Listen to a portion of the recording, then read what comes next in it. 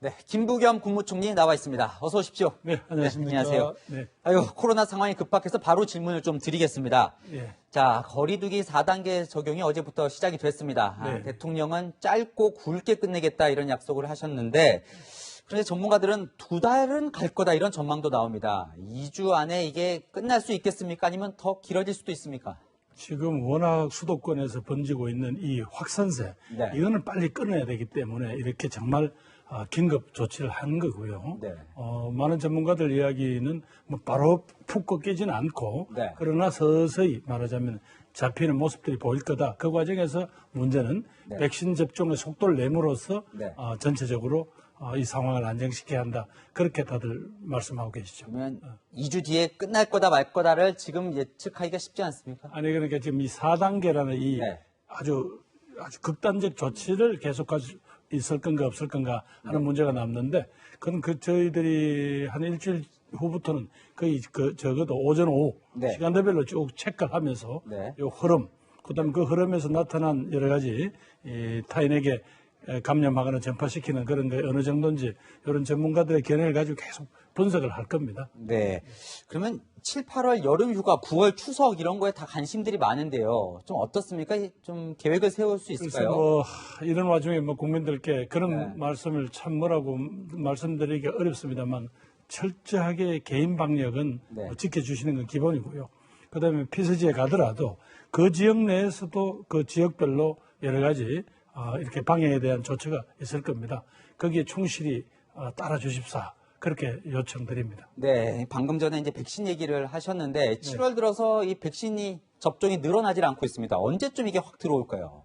일단 오늘부터요. 네. 이스라엘하고 수합한 백신 등을 지금 접종을 하고 있고요. 네. 지금 요 7월 말까지는 지금 대충 약 1,000만 회분이 네. 예정이 돼 있습니다. 네. 그리고 8월, 9월에는 지금 7천만 회분이 예정이 돼 있어서 저희들이 생각하는 대로 9월 네. 말까지 1차 접종 기준 약 전 국민의 3,600만 정도, 네. 그 정도는 차질이 없을 것 같습니다. 아. 다만 이번에 네.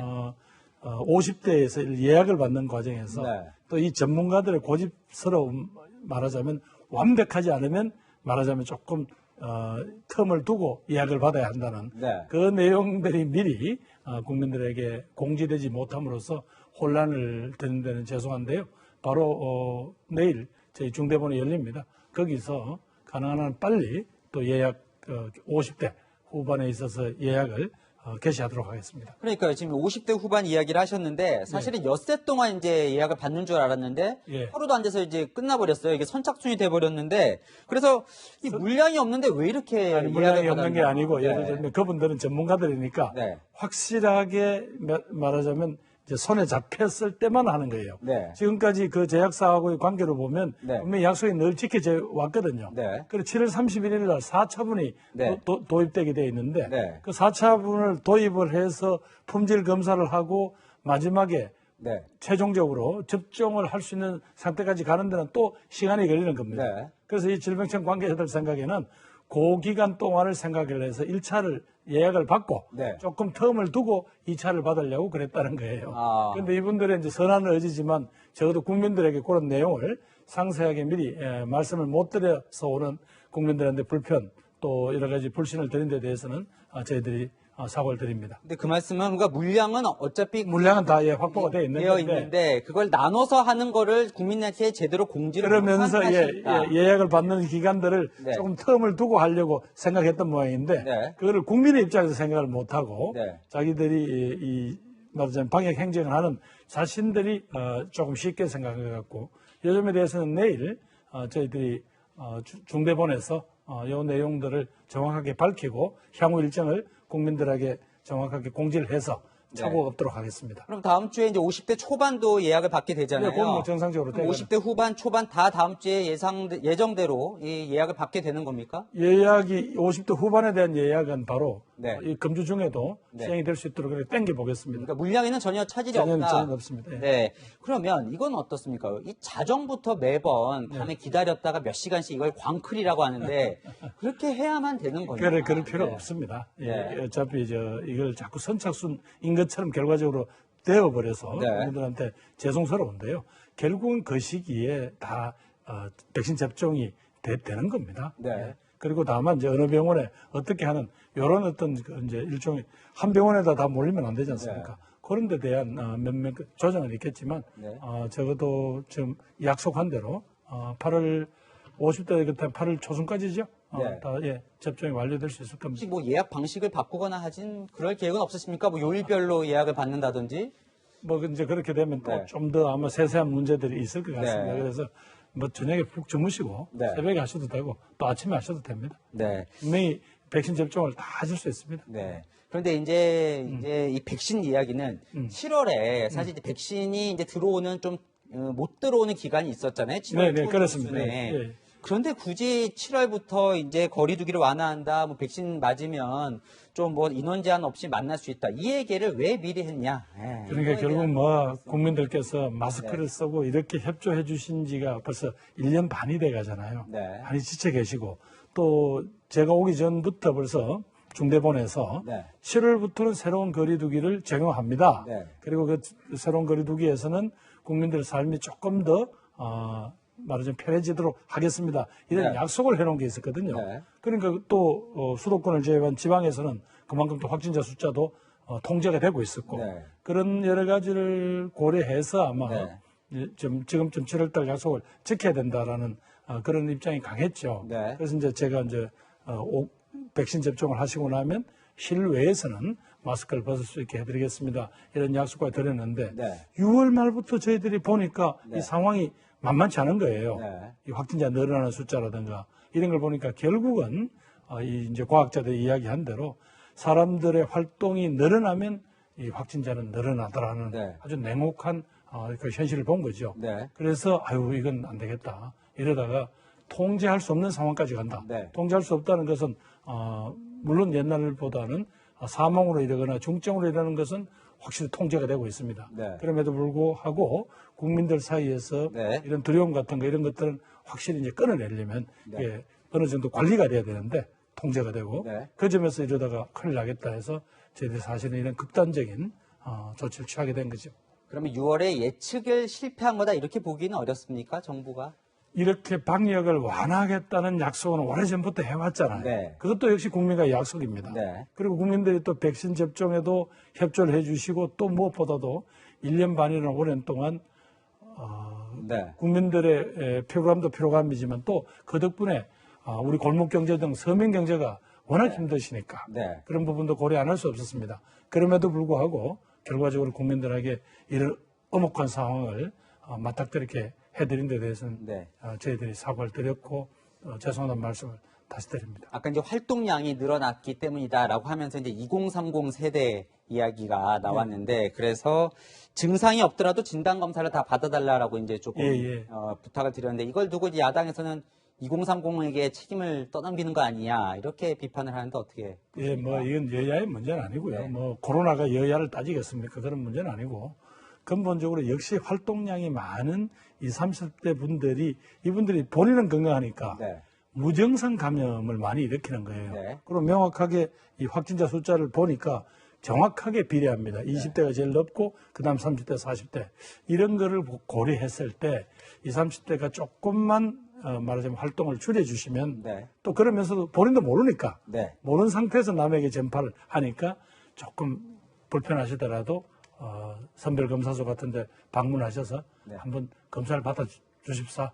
그게 본인과 또 이웃과 가족을 지키는 길이다라고 그런 말씀드렸는데 그걸 콕 찍어서 20, 30대라고 한 게 아니냐라고 하니까 안 그래도 지금 20대 분들이 여러 가지로 정부 정책에 대해서 못마땅한 게 많으신데 그 점에 있어서 혹시 저희들이 그분들한테 무슨 마음에 상처를 드렸다면 그분은 대단히 안타깝게 생각합니다. 그러나 분명한 거는 아무래도 본인들이 건강하시고 또 무증상 감염이 많고 또 그분들의 활동이 많이 잡히는 건 사실입니다. 확진자로.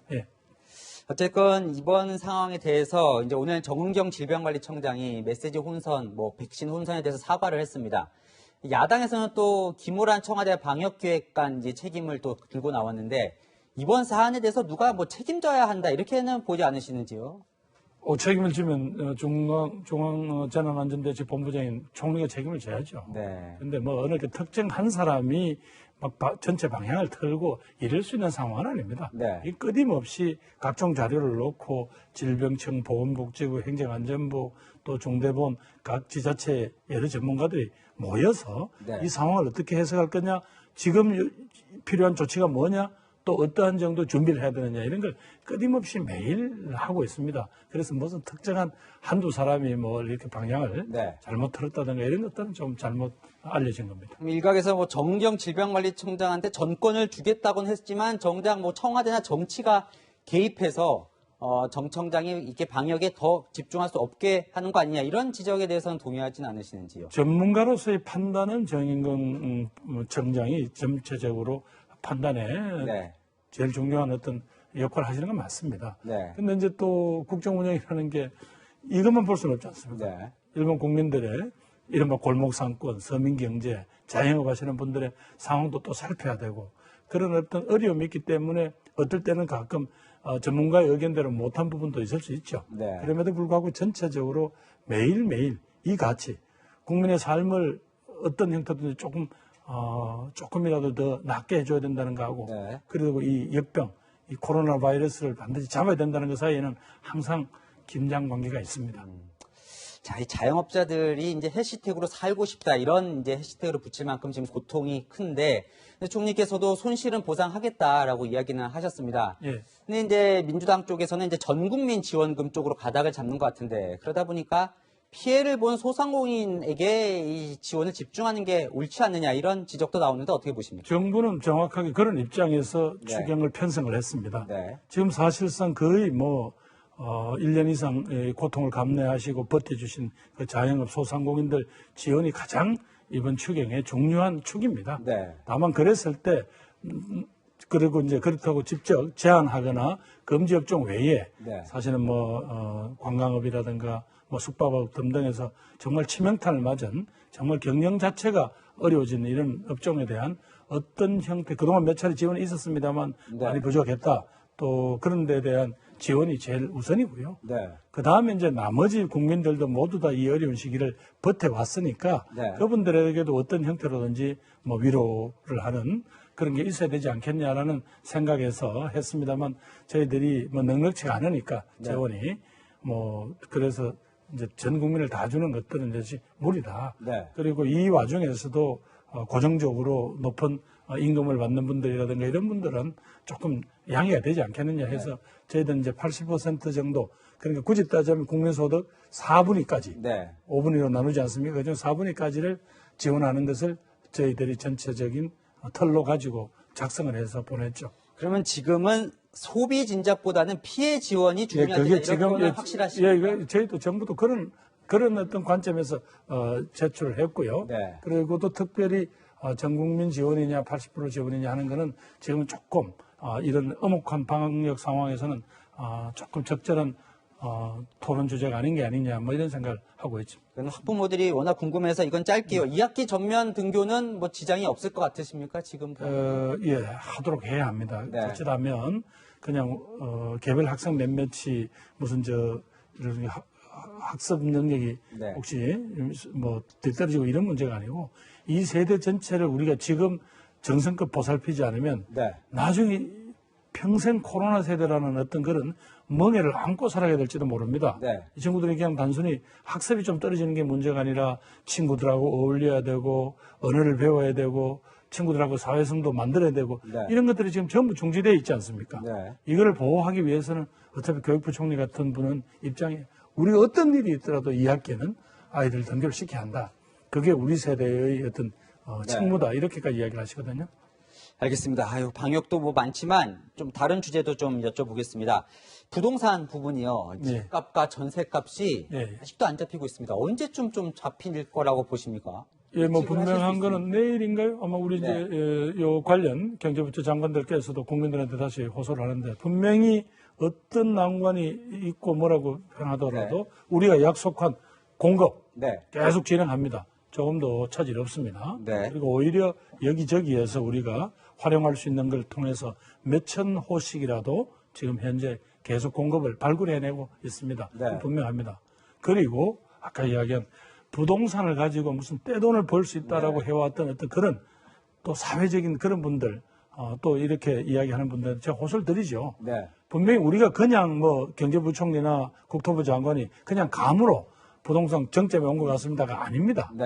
역대 이렇게 쭉 경제, 물가, 그다음에 여러 가지 통화량 이런 어떤 쭉 흐름과 네. 당신 부동산과의 이걸 쭉 상관관계를 쭉 이렇게 시계로 보면 네. 지금이 제일 위험할 때라고 분명히 예고하는 겁니다. 네. 이거 어떻게 한국만이 그런 말씀을 하겠습니까? 이런 내용을 분명히 언론도 정말 국민들에게 알려주셔야 합니다. 네. 왜냐하면 지금 누구도 빠져나올 수 없는 부동산의 수렁에 빠져서 네. 한국 경제도 우리들 삶도 지금 전부 다 고통받고 있지 않습니까? 네.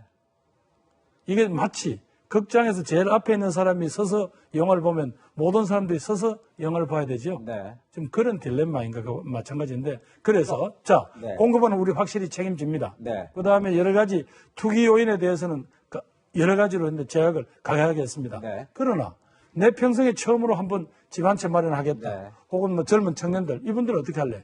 거기에 대한 다양한 금융 지원이라든가 이런 부분들은 확실히 하겠다. 그런 네. 입장이죠. 알겠습니다. 자, 국민의힘 대표가 지금 여성가족부와 통일부 폐지론을 들고 나왔는데 거기에 대해서는 어떻게 생각하십니까?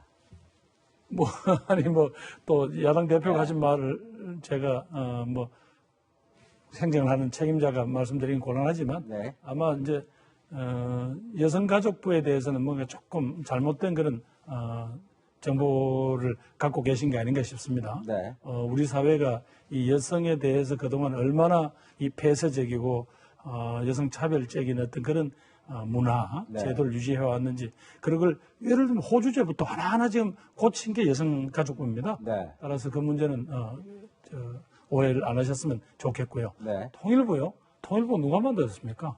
박정희 대통령이 만들었습니다. 박정희 대통령이 무슨 헌법을 몰라서 하신 게 아니잖아요. 그만큼 통일부가 갖는 그런 상징성, 그 다음에 남북관계라는 독특한 어떤 이 관계, 그리고 앞으로 문제를 풀어갈 수 있는 그런 공동체의 의지, 이런 게 다 네. 담긴 거죠. 네. 알겠습니다. 이거 하나 여쭤볼게요. 자, 최재형 전 감사원장이죠. 이제 대선 출마 때문에 물러났는데 후임 인선도 지금 진행이 되고 있습니까? 예, 감사원장이라는 자리, 네. 중요한 자리인데, 예, 저희들 뭐, 아마 이 문제에 대해서는, 네. 대통령께서 인사권을 행사하시기 때문에, 네. 여러 분들을 찾고 있는, 적합한 분을 찾고 있는 걸로 알고 있습니다. 네. 그렇군요.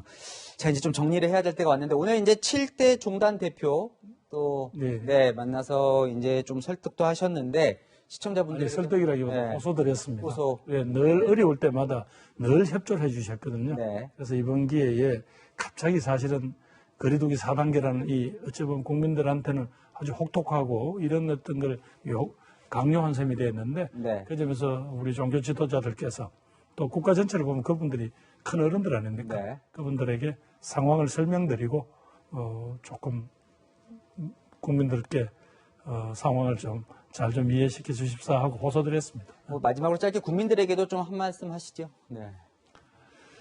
예, 존경하는 국민 여러분, 그동안 정말 1년 반 동안 눈물겹게 협조해 주셔서 그나마 경제도 살리고 방역도 비교적 성공적이라는 평가를 받았습니다만 최근에 저희들이 여러 가지로 부족해서 이런 어려운 상황을 국민 여러분들이 맡게 해드린 데 대해서 거듭 사과를 드립니다. 그러나 지금 현재 여러분들이 조금만 더 이 어려운 시기를 협조해 주시고 거리두기 어려운 걸 지켜주시고 그리고 정부가 백신 접종 계속 박차를 가하고 있습니다.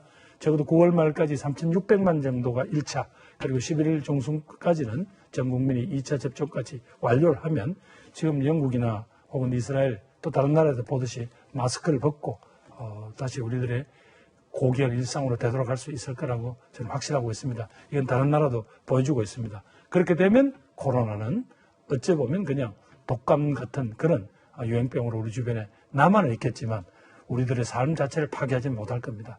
국민 여러분, 그때까지 조금만 힘드시라도 조금 협조해 주시길 거듭 요청드립니다.